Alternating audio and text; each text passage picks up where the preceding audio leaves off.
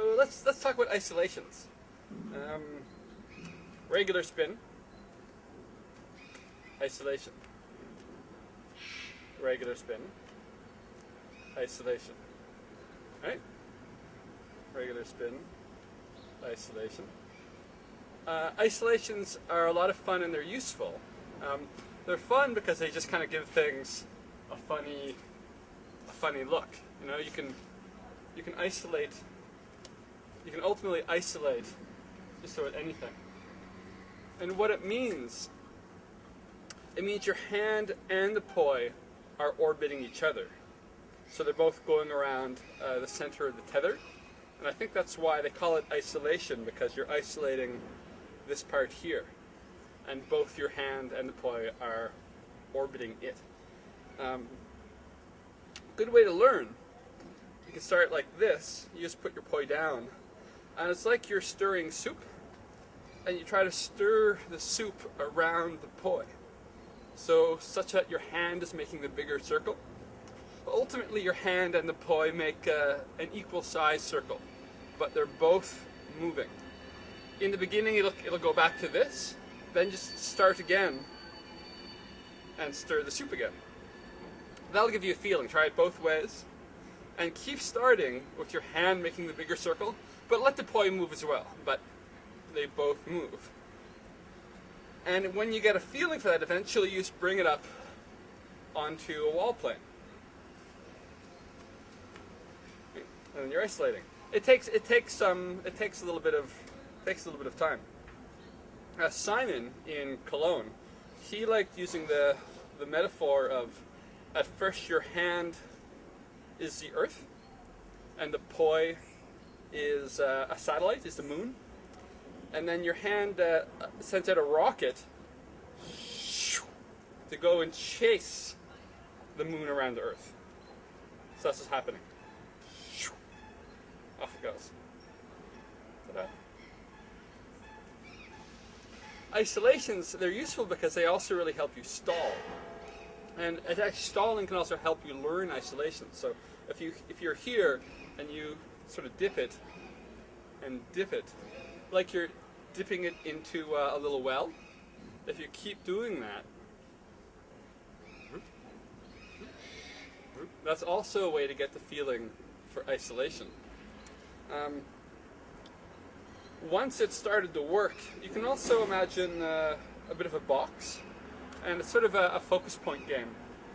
Or to make it as smooth as possible, you might pick the moment that the poi is going along the top of the box, your hand's going along the bottom.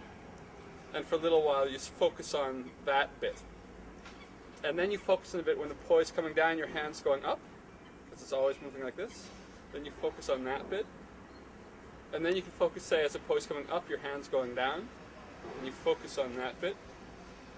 And then maybe when the poi is going across the bottom, your hand's going across the top, and you focus, and you focus on that bit. That's just a way to start breaking it down and see where in the circle you might be having the most trouble, so where you can improve the quickest. Isolations are also useful because they really teach your hand to really move on a plane, and it trains your hand to move in a circle. So you start really feeling the circle with your body, with your hand. So that's great because, say to do a stall, your hand has to trace the path of poi and then pull it back. So there's a moment where your hand traces through the same path, same circle the poi makes, and that's how those stalls work. So as you begin to feel the path of the poi, because your hand's doing the same path now when you're isolating, that's what will help you with these stalls. It also opens up all kinds of possibilities. I mean, it helps you with your anti-spin, because in a way anti-spin takes a tiny bit of isolation, I think. It opens up entire new move possibilities. For instance, an inversion requires isolation, because your hands are isolating around the poi and around each other. And it just adds that flavor. So you can learn, one of the great challenges is trying to learn a fully isolated 3-beat weave, which slowly but surely I think I'll get. it's also even things like in those super duper ooper loops, having that ability to have a bit of feeling of this is part of the feeling you use to get that. So it's, in the long term, it's a pretty fundamental thing to play with a bit. Oh, and also hybrids. You may have heard of hybrids. The great Ronin and the great Andy are my hybrid inspirations. A hybrid means you're combining extension with isolation. So one hand does extension, the other hand does isolation. And it's a hybrid of many things. For instance, if you look at the poi are going split time, but my hands are going the other time. And if you watch long enough, that will make sense. You can hybrid in all kinds of ways. You could also, of course, do a hybrid where it's your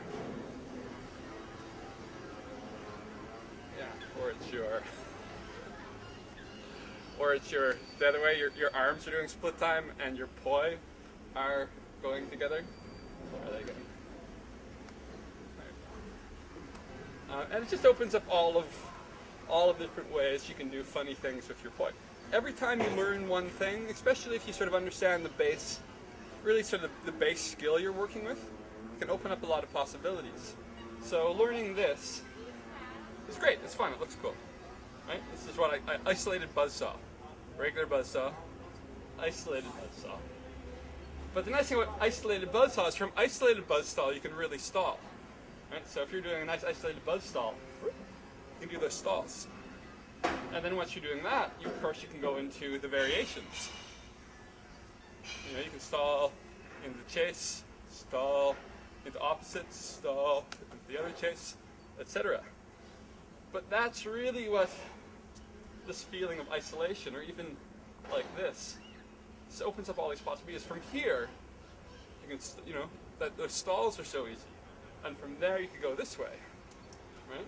So it's that isolating that gives you the ability that as you're performing, so you're spinning along and going boom, boom, boom, boom, and all of that is partially from having a feeling for isolation. So I really recommend learning it.